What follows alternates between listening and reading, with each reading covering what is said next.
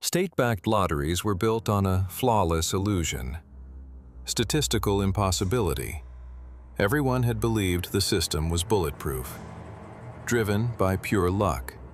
Impervious to manipulation. But this massive machine was just a finite mathematical matrix, bound by strict combinatorial rules.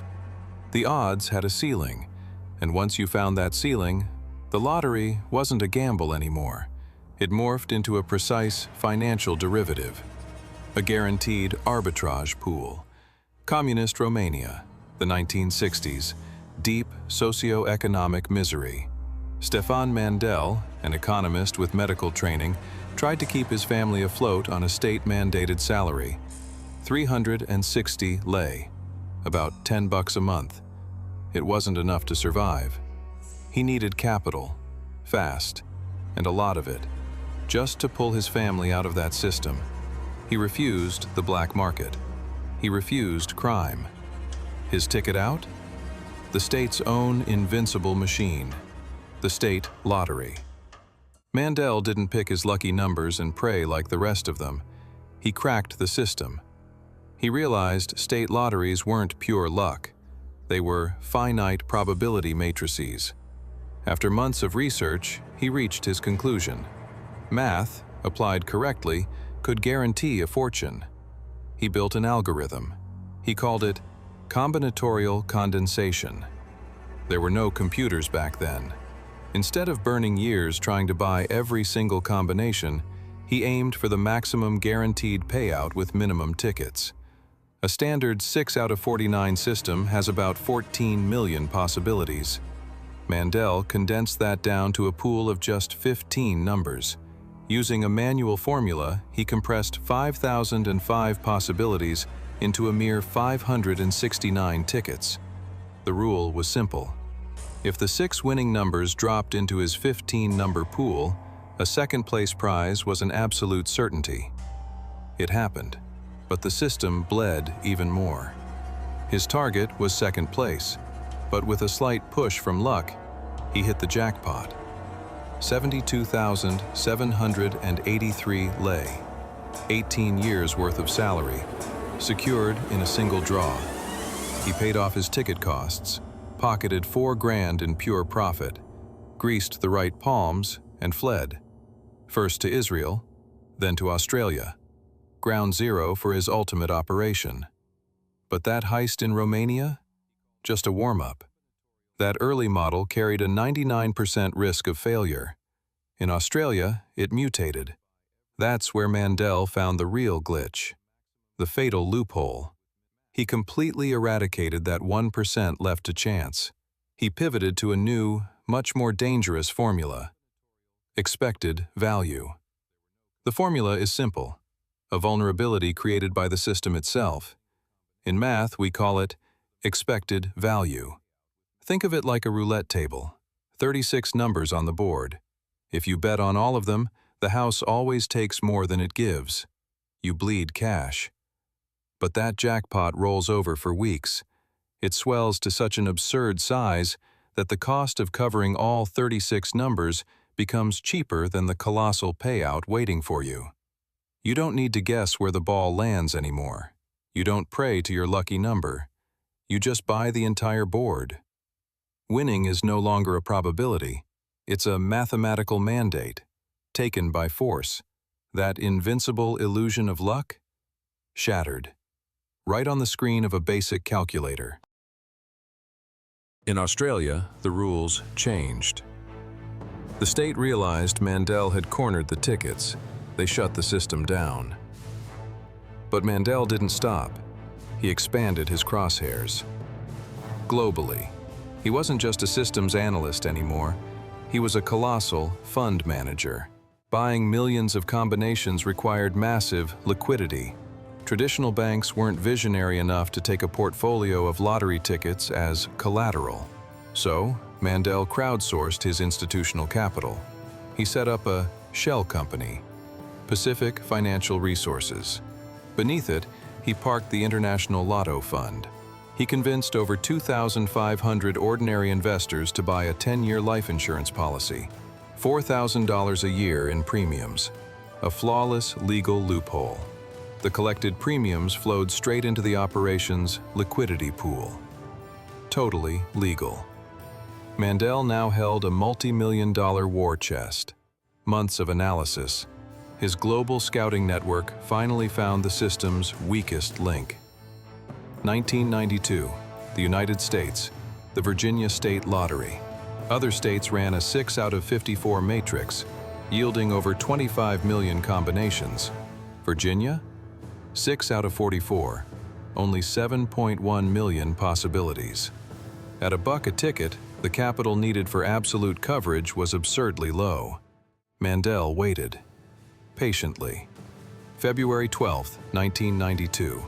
The Virginia jackpot breached $27 million. The expected value threshold was now deeply positive. He pulled the trigger. The logistics? One of the greatest engineering feats in gambling history. They set up a command center in a Melbourne warehouse. 30 custom computers running proprietary algorithms, 12 laser printers. 16 full-time grunts worked around the clock for 3 months, printing and boxing exactly 7,059,052 unique betting slips.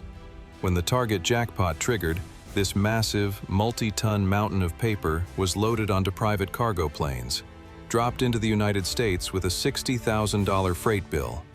But flawless math on paper hit a brick wall in the real world. Time. That was the fatal flaw. Holding the printed slips wasn't enough. To lock in the arbitrage, all 7 million tickets had to be physically fed through authorized retail lottery terminals, one by one, paid for, and officially logged into the state's central database. From the rollover announcement on Wednesday to the draw on Saturday night, they had exactly 72 hours. Just 72 hours. They brought in Anithili S. Alex Jr. to run this insane ground operation. An ex-paratrooper, fresh out of bankruptcy court. 400 grand in the hole. A guy with absolutely nothing left to lose. Alex assembled a ground crew, dozens of couriers. Carrying millions in raw cash was a massive security risk.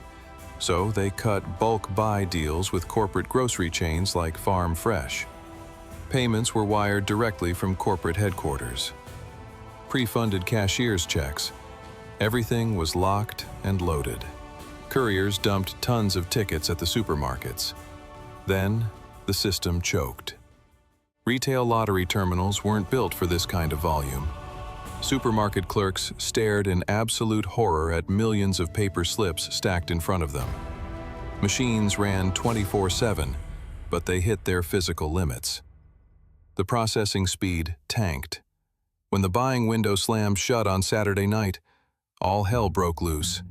The crew had only managed to process 5.5 to 6.5 million tickets. 10 to 20% of the total matrix left completely exposed. The bulletproof system was breached. For the first time in a decade, Mandel's absolute coverage strategy was forced back to the casino floor. Rolling the dice. Pure luck. Pure variance. Because they couldn't process every ticket, they faced total ruin. Millions of dollars potentially wiped out. The entire crew sat in dead silence, waiting. February 15th, 1992, just past 11 p.m. The Virginia State Lottery drew the numbers 8, 11, 13, 15, 19, and 20. The winning combination? It landed smack in the middle of a limited batch of tickets, processed right before closing at a Farm Fresh in Chesapeake. The system narrowly escaped total collapse. They hit the jackpot. Not just the $27 million grand prize, 6 second-place payouts, 132 third-place hits, and over 135,000 minor prizes. With the sub-prizes stacked up, the gross payout swelled to $27.9 million. It looked like a flawless victory. It wasn't. It was a phantom win, the beginning of the end. The collapse wasn't going to come from the math. It was going to come from the corporate system itself. The Virginia Lottery was won. But this wasn't a victory for thousands of retail investors. It was the beginning of a flawless financial trap. The $27 million jackpot wasn't paid out in a lump sum. Virginia state law tied that massive figure to 20 annual installments of $1 million. Mandel needed cash fast. To cover operational debts. To pay out thousands of investors. So, he flipped the system. He sold the rights to the entire 20-year payout to an insurance company, took a heavy discount, walked away with $14 million in cold, hard cash. And this is where his fund manager persona kicked in. He immediately slashed $5.5 million from the pool for the printed tickets, siphoned off $500,000 for couriers and logistics. Then, he cut himself a one-time payment, $1.7 million. Labeled it a consulting fee. He distributed the melted-down remains to the 2,500 investors, those everyday people who had dropped a $4,000 premium. They had just won the biggest lottery in history, and they got exactly $1,400 back. The system collapsed, not for Mandel, but for the real house, the state, the Australian Securities Commission, the FBI, the CIA, the IRS. They launched massive, simultaneous investigations into Stefan Mandel and his fund. The Virginia Lottery Board froze the payout. Everyone was hunting for the smoking gun, evidence of massive fraud. But there wasn't a single illegal act. The written rules of the game weren't broken. He just violated the spirit of the system. The state was cornered. They had to approve the $27 million jackpot. Mandel walked away completely clean, cleared of all investigations. For the governments, this was a catastrophe. State lotteries were flawless, risk-free vaults, designed to tax the masses slowly and voluntarily. Mandel had proved that with enough liquidity and the right math, that vault could be turned into a guaranteed arbitrage fund for investors. And the system panicked. Right after the incident, 44 U.S. states and the Australian government held emergency meetings. They rewrote the gaming laws from the ground up. First, they slashed the logistical arteries, banned third parties from printing tickets on private machines. Every single slip had to print instantly from a state-authorized retail terminal. Next, they completely outlawed bulk buys with corporate checks. But the real kill shot? That was the math. States expanded their combinatorial matrices. 44-number pools were pushed to 54, and beyond. Winning odds skyrocketed from the tens of millions to the hundreds of millions. The total cost to buy the pot was jacked up far beyond any possible payout. The expected value of the system was permanently locked into the negative.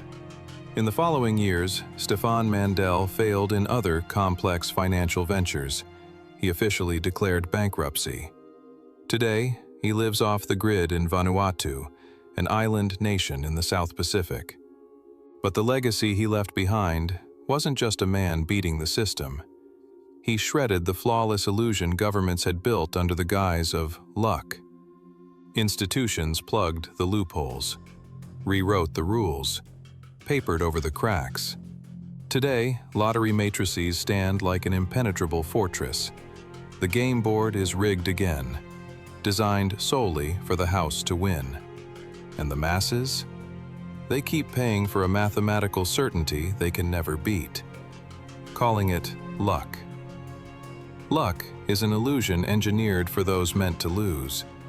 If you refuse to be a blind player at the table, subscribe to the archive, learn the rules of the system, and stay off the record.